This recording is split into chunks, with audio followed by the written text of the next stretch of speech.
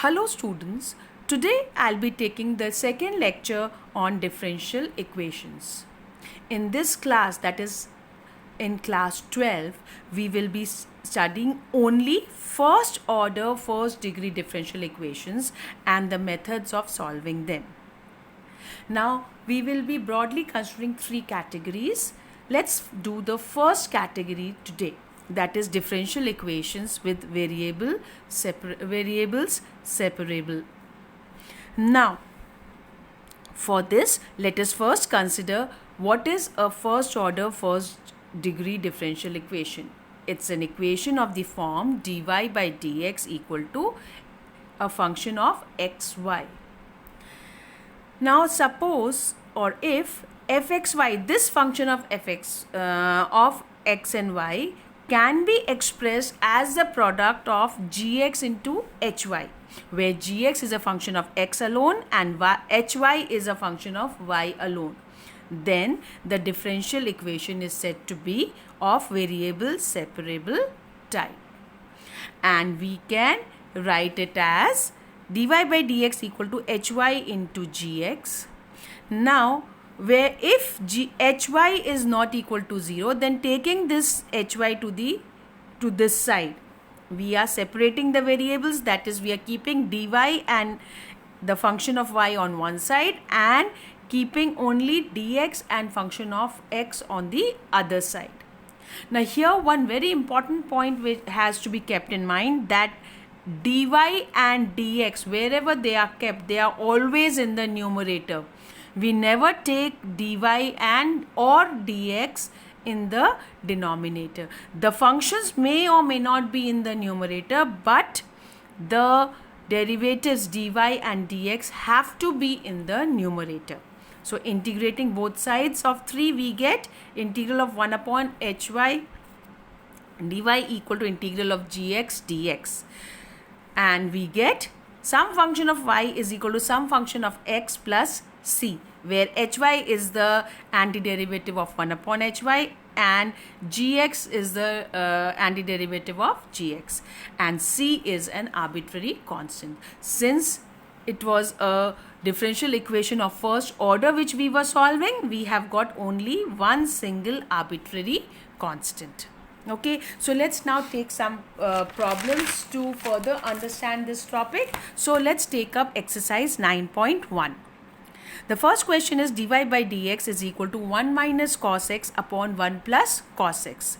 So now here already the function is only of x. So we only take this dx to the other side and separate the variables. Integrating both sides, we get y is integral of dy is only y, and then you solve it like a regular integral by converting into sine squared x by 2 and cos squared x by 2, and solving we get the required result as y is equal to 2 tan x by 2 minus x plus a constant. Again here, it being a first order differential equation, we have only single arbitrary constant. Now let's take the third question, dy by dx plus y equal to 1. Though apparently it doesn't look like a variable separable form, but we can shift this y to the other side, and now we get dy by dx as 1 minus y, which can be brought to the denominator, and this dx can be taken to the numerator, and thereby separating the variables as dy upon 1 minus y equal to dx. Integrating both sides, we get the required solution. Now here, and actually in all differential equations, we have to always notice one thing, that whenever we get some log function in the solution, we always try to write the constant also in terms of some log of some constant. Like c can be written as log a, where a is some other constant. Okay, so ultimately log a is also a constant. This way of doing it helps us in removing the log as far as possible from the result. So let's see how. If we have written in place of c, we have written log a. So now you can take this, now remove this minus sign, we get log of 1 minus y equal to minus x minus log a. take this a to the other side and applying the property of log, it becomes log of a times 1 minus y is equal to minus x. Removing the log, we get a 1 minus y is equal to e raised to power minus x. And then solving, we get 1 minus y is equal to 1 upon a e raised to power minus x, which can be further replaced with some other constant b, and the answer is y is equal to 1 plus b e raised to power minus x. Proceeding in the same manner, let's take question number 4, which says sec squared x tan y dx plus sec squared y tan x dy equal to 0. Now we have to separate the variables, so we have to be careful that dx and dy have to remain in the numerator. The functions along with them can be in the numerator or denominator. So maintaining dy and dx on either side of the equal to sign and both in the numerator, and separating the variables, we get sec squared y over tan y dy equal to minus sec squared x over tan x dx. Integrating, we get log tan y equal to minus log tan x. Now again, in place of constant, we have directly written log c. Simplifying using the property of log, we get log tan y plus, equal to log c over tan x. Removing the log on both sides, we get tan y equal to c upon tan x, which gives us tan x tan y equal to c.